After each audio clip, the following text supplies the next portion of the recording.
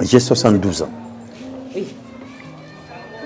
Si vous avez lu D'Ormesson, il n'y a pas homme qui mieux que D'Ormesson a expliqué les 4 cycles de la vie. On vient au monde, on n'a pas de mérite. C'est papa et maman qui mettent au monde. La décision du Créateur. Vous grandissez, vous n'avez aucun mérite. On vous nourrit, on vous change, on vous fait mettre le pantalon, la chemise, et on vous dit, il va voir tel, tu prends ça, tu prends ça. Aucun mérite, c'est papa et maman qui font toi et les grands frères, les cousins, etc. etc. On est toujours dans le premier cycle. Voilà. On est dans le 2e cycle. Dans le deuxième. Parce que vous êtes venu au monde. Oui. Après oui. Vous grandissez. Oui. Le premier comme le 2e, vous n'avez aucun mérite. À partir du 3e, vous jouez votre rôle. Mais vous jouez votre rôle pour préparer le dernier cycle, le départ. Et inévitablement, ça arrivera. Alors, si vous voyez qu'autour de vous, il y en a qui ont vécu ces 4 cycles en un jour. Il y en a qui ont vécu ces 4 cycles dans le ventre de leur mère. Il y en a qui ont vécu ces 4 cycles en 20 ans. Il y en a qui ont vécu ces 4 cycles en 60 ans. Et que vous vous retrouviez aujourd'hui avec la chance d'avoir connu la vie, d'avoir grandi, d'avoir vu le beau, le bien, d'avoir eu à faire la promotion de l'imagination, de la création. Vous avez joué comme Balzac disait, vous vous êtes composé. Balzac disait dans La fille aux yeux d'or, nous sommes tous des hypocrites. On se lève le matin, on se compose un visage, on marche d'une certaine manière, on se la joue. Vous avez vécu tout ça. Vous avez reçu énormément d'autres. Un beau sourire, un beau petit regard, un petit câlin. Une fille qui vous a aimé, elle avait 14 ans, qui vous est restée sincère pendant 50 ans, qui ne vit que pour vous et par rapport à vous. Vous l'aimez autant. Vous avez de beaux enfants. Tout le monde n'a pas eu ces privilèges. Et puis vous avez atteint maintenant un âge où en réalité, vous n'avez plus qu'une responsabilité. Dire le bien et le beau. Et Dieu vous donne la chance de vous laisser à cet âge-là dans 2 secteurs qui sont la créativité et l'imagination. Et dans un monde qu'on dit être un monde d'innovation. Mais bon Dieu de bon sang. Honnêtement. Honnêtement. Ah ouais. Si ce n'est tenter de dire le bien, faire le bien, essayer le bien.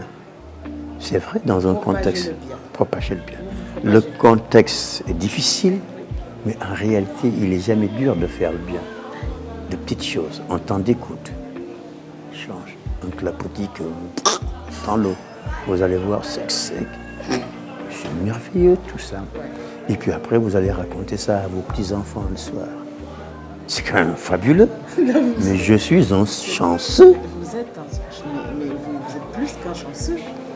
Non, tout ce que vous racontez, moi, je me dis, je prie là, en ce moment-là, je prie Dieu. Je suis un chanceux quand je vois les personnes qui viennent ici. Quand j'en ai parlé un jour au grand frère de mon père, j'étais en vie, mon papa était parti, mais comme c'était lui son aîné, je ne restais jamais 24 heures sans aller le voir pour lui dire « Papa, comment vas-tu ?» D'autant qu'en fait, il n'avait plus ses yeux. Et quand je lui dis « Je t'amène à l'hôpital, on va t'opérer tes yeux », il me dit « Mais écoute Abdoulaye, tu sais que j'ai 90 ans. Dieu m'a donné la chance de ne plus voir ce qui est mauvais. Laisse-moi mes yeux comme ça. Je connais le chemin de la mosquée et tu auras toujours un neveu qui viendra m'accompagner. J'ai plus envie de voir certaines choses et c'est bien comme ça. » Et ça, quand je vois ça, c'était quand même fabuleux que lui me disait cela. Et il ne se limitait pas qu'à ça. Avant de partir, il me faisait toujours une petite leçon. En me disant, est-ce que ce que tu fais pour moi, tu le fais pour ta tante? Est-ce que tu as été voir ton oncle tel? Et tiens, est-ce que tu as été voir le copain de ton père qui habite Tchahoy? Est-ce que... Ça, c'est une chance phénoménale que j'ai eue dans ma vie. Et depuis 12 ans, je me régale. Yàlla daf ma delloosi. Et ça, je l'ai fait du vivant de mon père. Un jour, il me fait appeler. J'arrive avec ma bagnole, chauffeur et tout. Je me mets devant la porte, costume magnifique. Et quand j'arrivais chez moi, j'étais heureux de distribuer de l'argent. Mu ngi lal tapis bi ci diggu kër gi. Ma ñëw, j'avais mes neveux, mes petits frères et sœurs, tout le monde était là assis. Je me suis dit, mais papa, lu tax mu may woo ci ce compte. Ma ñëw mu jox ma 500 francs. Il me dit, va m'acheter ay kaasu ataaya. J'ai failli commettre la bêtise de ma vie. J'allais donner ça à un de mes neveux ou à un petit frère. Mais kon ma yàqu ba yàqit. Yàlla moo ma dimbali, je me suis ressaisi un instant. Ma génn dem ci butiku naar bi jënd kaas. ñoo fekkaat ko ci sijaadam ak tous mes jeunes frères et nous. Je lui rends ses 120 francs avec la tasse. mu ne ma ku ubbi boîte bi. ma ne ko papa man maa ubbi boîte bi. mu ne ma lu tax. ma ne ko dama bëggoon xam ndax 6 tasses yi mi ngi ci biir. mu ne ma France bi nga jóge soo ma san dugg supermarché ba nga jënd say bagages def ko ci sario bi soo ñëwee ci kees yi nooy def. ma ne ko dama koy teg mu wax ma ñaata la ma fay ko dugalaat ci sario bi génn dama dugal ko ci oto. foofu la ma njëkk jàngale mu ni ma tànk amu leen di wóolunte seen biir la confiance a priori doo leen dem. tant que cette confiance a priori doo leen dem. naar bii nga nekk fii ñàkk ko wóolu moo tax nga ubbi ko. kële da nga ko wóolu te xamuloo ko. seen société loolu moo tax mu sore. Voilà. Et la deuxième chose, c'était justement looy def ko ak une conscience claire, sincère. Et la troisième chose, c'est l'immense volonté, c'est le hadith. Et puis après, il me dit, assieds-toi. Il me dit, j'étais sûr que yow su ma la ko defee li ma la wax daa ko def te da ngay toog te yaay suma taaw. li moo tax ma def ko sa kanamu ay rakk ak sa kanamu ay jarbaat ndax damay dem bàyyi la ak ñoom. Mais jusqu'à présent, dans ma famille, mon petit frère qui est expert comptable à Mbour, je l'appelle, il est tout à fait incessant, il vient. Tout à fait incessant, même à minuit, il vient. Ci yar la. Donc ce qui se passe chez nous aujourd'hui, moi je dis c'est rien. Jamono la rek. Mais si ceux de notre âge font l'effort de s'imposer un minimum, demain tous nos enfants vont suivre. Je disais tout à l'heure à mon patron, le professeur Magaye Kassé, j'ai fait un texte qui s'intitule Ni in ni off, silence total en Dakar 2024. Généralement, quand je fais un papier, je l'envoie à 3 personnes. Les 2 ont tout de suite validé. Et je dis non, man dama am kilifa. Sama kilifa mooy Magaye Kassé. moo ma mag moo ma ëpp xam-xam te mos na nekk kilifa ci biir daal. tant que moom liiru ko amandé ko loolu sax doyul mais il faut mu lire ko amandé ko ba pare ni ma mun nga ko publier ma soog ko publier waaw. Je fonctionne comme ça depuis et c'est peut-être ça ma chance aussi. Je ne fais rien sans autorisation de mon commissaire. Rien. Mais rien. ci yar bi la man am na ñoo xam ni dama leen yilif ba léegi ñooñu bëgg naa ñu xam ni man dama am kilifa ba léegi ndax loolu mooy tax ñu nangul ma sama bos. damay wax samay doom tout le temps soo leen waxee seen soxla te yaakaar ko ci jàpp leen ni faj na ko moo leen fekkee ngeen toog fële xëy na ñaar ñett la xam ci groupe bi mais dama ñëw ñëpp daa doon tooñ. mais ñëpp delloo ma tooñ googu mais ak tu sens que ni c'est leur cœur la ñu ma ubbil wallahi su ma ko mënoon su ma ko sañoon ci waxtu wala laan waaye yéen doole jógee fii nga ñooñu dem ci biir waaw parce que en réalité loolu mooy defar suñu réew tey am na différence ci at yi mais li wóor bu wóor bu wóor mooy bari la lu nekk ci yow loo xam ni tey su ma ko xamoon muy njàng mu bees. non non mais dama ni ak lu loolu rëy am na loo xam ni tey ci la nga may wax dana ma jëriñ gu weesu sa njort parce que wax ji du wax bu génn ci gémmiñ ree wax la xool nit wax la jox ko loxo wax la mu wax ak yow nga génn wane ginnaaw l'expression arrière de l'individu ci ku jéem a traduire wax la sama baay daf ma daan wax naan ma te boobu xalaatu ba nekk artiste ma ko daan wax man papa mais ruu mooy lan ruu ñu papa ruu mooy lan yow sopp ñu te wax man lu ma mënul laal nii papa mais ça maa ngi ko osé rek ba ma jógee France ñibbisi nga xam ni xaw na kii ma ñëw commencé di kifin yooyu ko ba bés ndeysaan moo tax man ni mag ñi di ñu doy waar mënuma bés du ñàkk ca la ngay liggéey soo xoolee bëtu nit daa ci gis roo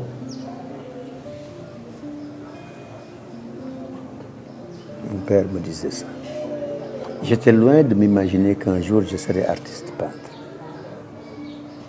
et il me disait que ni profondeur u bët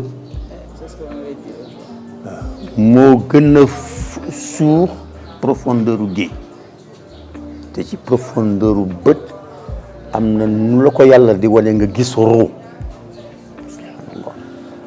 moo kooku soo ko waxee da nga dof mais ñoom ñi la yàlla may yooyu ñoom mën nañ ko man mi mënuma sax gis li weesu suñu poto bi mais ñoom xam nañu fu ñuy waxee xam nañu fu ñuy jëfe parce que xëy na yegg nañ seen borom foo xam ne ñoom am nañu chance boobu bon ñoom dañ ko daan def ci jàng alxuraan dañ ko daan def ci lëlu dañ ko daan def ci dem làqatu ji ay 40 jours ay weer di nekkal seen borom mais terewul laata muy génn àddina moom moo ni ma noonu ñu daan wutee suñu borom ak ni ngeen ko war a wutee yéen bokkul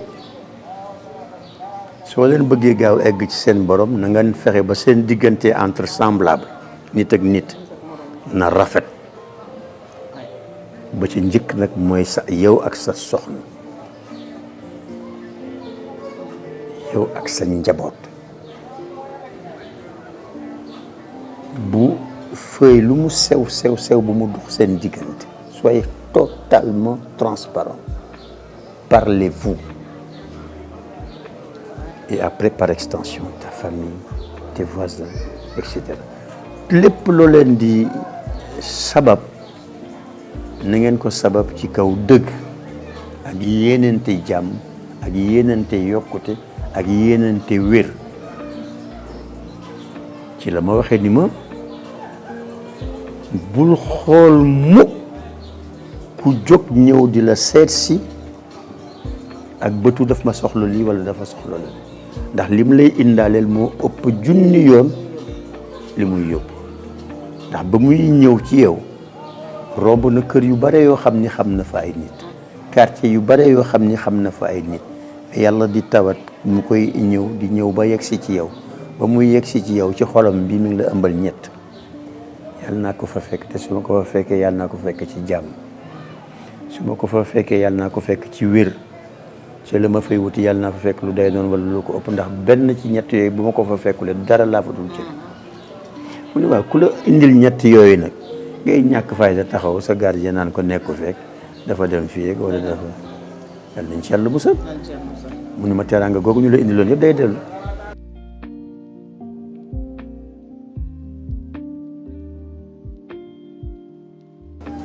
xorma dafa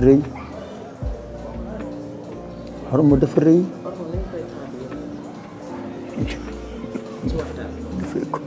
nit ki xam orma mag ñi di ñuy wax di ñuy nettali bés ñi ni famoon sëriñ bu mag ci dëkk bi fii am beneen sëriñ bu mag bu dëkk ci jóge ci dëkku naar yi ñëw seet si ko fi ñu toog di waxtaan jigéen dugg si ñëw di nuyu sëriñ bi dëkk fii kooku jox ko loxo sàmmanteeg moom kële jóge fële ba ndaw si génnee mu ne ko dëgg ma rusloo ndax yaa ngi jox jigéen loxo góor gi gees ni ko yow yaa yëg ni jigéen a fi nekkoon man nit rek laa gis xorma dana dem ba ki toog sa wet doo gis bindam nit jaamu yàlla rek ngay gis te ku yàlla sàkk nag yebal ko ba ci yow bu ko fonke jëmm jë fonke ko sa borom mi ko yebal ba ci yow xorma doo gis ni kii sol na simis wala xorma su futtee koon def ni ko ndeyam jure doo gis cëram waaw du sa bët yi nga koy xoole sa bëtu xel nga koy xoole xorma dafa am solo man Ablaye Diallo nii ak li may ñàkk fayda yëpp ku ñëw fii daf may wormaal li may def dàqu ma ko def kenn li may wax gënuma ko xam kenn li may jéem ëpp ma ci kenn pexe mais worma boobu ak yaakaar boobu ak sopp googu te worma dafa ëpp loolu yëpp dafa ëmb lépp worma googu rek moo tax ngeen toog xale yi yónnee message bi di ci bëgg ñëw seet si ma worma duñ ma wormaal rek du leneen ndax suñu bëggoon artiste gis artiste pire du man moo fi dàq peinture junni yoon a fi nekk man jànguma pour nekk artiste bon ki jàng pour nekk artiste mooy je suis un artiste dafa jàng ba ñu jox ko lijaas waaw ñu ne kii c'est un artiste il est sorti de l'école des arts man j'ai toujours dit que l'art ne s'apprenait pas qui peut me dire où est-ce que Salvador Dali a été apprendre l'art. À 4 ans, il a commencé à peindre. À 15 ans, il a fait sa première exposition. Et il disait qu'il était le surréaliste. Mais par contre, ces techniques ont été suivies, racontées, écrites. Ça fait des centaines et des centaines et des centaines de pages d'écriture. Et ces mouvements sont enseignés dans les écoles aujourd'hui. Donc, dans les écoles, on enseigne le dessin. On enseigne les compositions, les couleurs. On enseigne les types de peinture. On enseigne l'histoire de l'art. On enseigne les différents mouvements. Mais ni Picasso jëlee ci ay maam ñoom André Breton bindal ko ak ñoom ay Senghor ba ñu théoriser le cubisme. ñeneen à côté de lui nekkoon ci leneen ba ñu théoriser le fauvisme. ñeneen def. tey loolu fi nekkoon démb su fi amoon tey ci kenn ku nekk ci ñun ñu créer sa démarche ñooñu ñi jàng l'école mun ko ñoo ko war di bind ñoo war di ñëw fii en immersion di xool waa ji dëkk ak moom ñaari weer ñetti weer ñeenti weer di ko xool muy liggéey ñoom ñuy noté suñu paree bind loolu ñuy bindale dans 30 ans dans 40 ans daañ ko jàngale ci l'école yi et ça vaut dans toutes les sciences. Moi, celui qui m'a fait aimer les télécommunications, il n'a jamais appris les télécommunications. C'était Graham Bell. dafa amoon jabar joo xam ne dafa tëx am yaay ju tëx mu am une diction particulière mu ne nan lay def ba ndeyam ak jabaram mun di dégg bàttam bu neex boobu. Et il s'est proposé, comme il était aussi ingénieur quelque part, de créer un appareil auditif. Avec en force de jouer, il n'a jamais pu créer cet appareil auditif, mais il a inventé le téléphone à force de chercher. Il avait tellement été malheureux qu'il n'a jamais eu de téléphone dans son labo, tellement qu'il était déçu. Et aujourd'hui, c'est ce téléphone-là qui commande le monde. Donc, dafa am loo xam ni du ñun dañ ko bàyyee ki ko moom ñun na yéene yi rafet rek te ñu fexe ba xol yi nekk benn. suñ ko defee fu ñu tàllal suñu loxo te bëgg fa yegg yàlla danañu fa yëkkati yëpp. Moi qui m'aurais dit qu'en 12 ans on m'aurait appelé le berger de l'île de Ngor. Qui m'aurait dit qu'à 12 ans j'aurais eu une œuvre au musée de l'homme. L'œuvre qui est au musée de l'homme était l'œuvre que je détestais le plus. Wallahi ak waxtu. Une œuvre que j'avais faite, j'avais 5 ans. Ah fii la sala. ñu ne ma dama koy exposé IFAN ma ne ko bii du dem. Vous aviez 5 ans d'âge. 5 ans d'âge. Oui. ma ne ko non œuvre bii du dem. Professeur ñëw ñu teg œuvre du peste yëpp. ñu jël benn ñaar mu ne bii lay dem rus naa ko wax li ma wax sama doom parce que moom suma kilifa je laissé partir et imagine que c'est cette œuvre-là qui m'a fait rentrer au musée de l'homme bañ ma njëkkee waxu œuvre bi yónnee ma invitation toog naa ba saag ma ne mais kan moo ma bañ bu day nii bëgg ma toroxal naan da nga bëgg a yóbbu lii musée de l'homme et j'étais en pleine maladie wax ko magee mu ne ma mais laay c'est cette œuvre-là qui partira au musée de l'homme moom elle me répète la même chose mais man mi ko réalisé dama ko détesté woon mais c'est dire que ni ñun xamuñu dara yàlla def loolu noonu pare def ci sama xol loolu neexul. fii ci Île de Ngor bii nga dem ba ñu mujj def ñu tudde le berger de l'Île de Ngor berger ku ne xam na ni mooy sàmmkat yaay sàmm Île de Ngor. C'est un petit peu beaucoup dire. J'ai créé ak ñaari xarit yu tubaab yi ñu fi amoon kenn ki mooy France Gall kenn ki moo doon Patrice de la Boissière dama waxtaan bés ak France Gall mu ne ma mais Abdoulaye il faudrait qu'on mette en place une association donc il nous faut au moins être 3 ma génn kër France Gall di ñëw desante ku ñuy wax Patrick de la Boissière il me dit la même chose man leen dès demain je rédigerai des statuts mais j'en parlerai aux Sénégalais qui sont avec moi sur l'île pour voir. J'ai amené un projet de statut le lendemain et j'ai pu consulter les Sénégalais qui est autour de moi. On a réussi à avoir un nombre de 12 personnes pour tenir une assemblée générale. Et on a créé l'association des amis de l'île de Ngor, avec comme objet l'effacement des marques négatives que nous avons trouvées sur l'île. Ces marques négatives, elles étaient physiques, une île sale. C'était proposé de faire de sorte que cette île soit le quartier le plus propre de Dakar. Et ensuite, sale, parce qu'il y avait une quantité de drogue, de nudistes, des choses comme yu nit mënul nettali. ma daan toog fii sama buntu kër ñu ñëw toog fii futteeku leen seen ndey jure. Donc on a créé l'association. On s'est battu. dama daan jël 2 heures par jour ma bàyyi sama bureau ñëw rek pour di wër île bi di fay. Pendant 5 ans j'ai payé de ma poche les 5 personnes qui nettoyaient l'île. ba ma demee ba gis ni mi ngi commencé jàpp j'ai amené plus de 200 cocotiers et une centaine de dattiers. lii yëpp maa ko fi jëmbat. quelques jours booy yi commencé di leen rey ma fay ñu ma leen di garder. yee si jotoon a xaw a kii ma jël ko laaj borom kër yi dugal ko seen biir kër mooy yi ngay seen i ma kër benn baax. donc ma nekk ci loolu di nekk ci loolu ba mu presque mot 22 ans ci laay soog a bàyyi parce que quand même fekk na ma dugg ci nag aar bi ma bëgg consacré wu ci lii.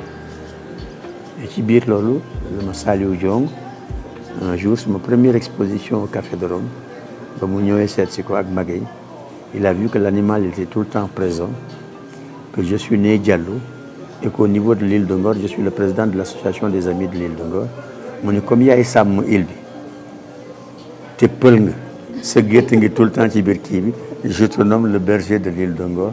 Cela m'avait fait tellement plaisir parce que je ne les attendais pas à l'exposition moom ak Maguette ndax xamuma leen woon mais sama benn mag bu ma soppoon te moom moo leen xam moo leen sama rakk day exposé pour la première fois te su doon sama sago ngeen jàppaleel ma ko. Maguette ñëw ci expo boobu ba ma waxee ba pare Maguette ni non moom mooy léegi présenté expo bi mu féetewoo mbir mi présenté ko pour qui connaît Maguette il savait réellement ce dont il parlait et Saliou Diong j'ai dit que ni man léegi man maay sa parrain mu loolu dafa neex ñoo ma fital. nee nañ fu ñu ñemee dañu laa déy. waaw ñoo ma fital. Et après cette expo, bon, on est au Sénégal, lu nekk da nga koy dégg lu nekk da nga koy jëfin mais j'ai toujours dit que li nit ñi di dégg yàlla bu ma ko dégg su ma ko déggee tamit yàlla bu mu yàgg samay nopp waaw lu baax rek laa bëgg di dégg lu nag baax rek laa bëgg di def waaw loolu tax moo tax waaw bëgguma daal leneen di ci jëfin fu ma nar a dem te mu wóor man su ma fa demee dégg fa loo xam ni dinaa fexe ba moytu.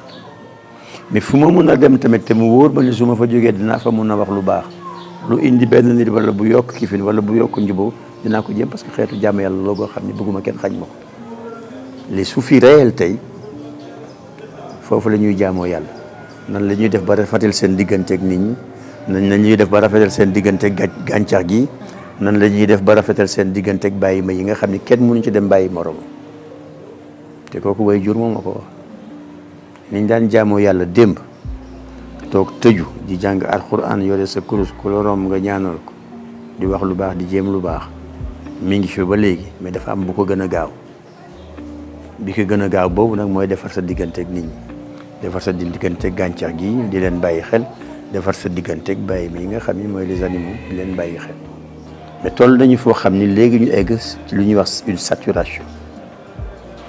saturation boobu bés buñ ciy eggee yàlla na fekk ni balaa ñu ciy egg suñuy njaboot gi li nga xam ne moom la ñuy yaakaar pour suturlu mooy am liggéey am revenu mun feebar faju soxla jàngi nga jàngi mun dimbali seen ay wayjur yàlla fexe ba ñoom ñu am loolu parce que bés bu ñu ko amee rek de manière progressive daa gis daañuy génn ci loolu mais d'ici là aussi état bu fi mun a doon nga góorgóorlu ba mettre en place des systèmes de filtre yoo xam ni loolu su daan yàq 100 daa egg ci 80 fii ak 10 ans nga egg ci 50 fii ak 15 ans ci kanam nga egg ci 20 fii ak ngay egg par exemple ci 20 ans wala 25 ans mu naax saay totalement c'est donc possible lu nit defar la lu nit defar nit mën na koo dindi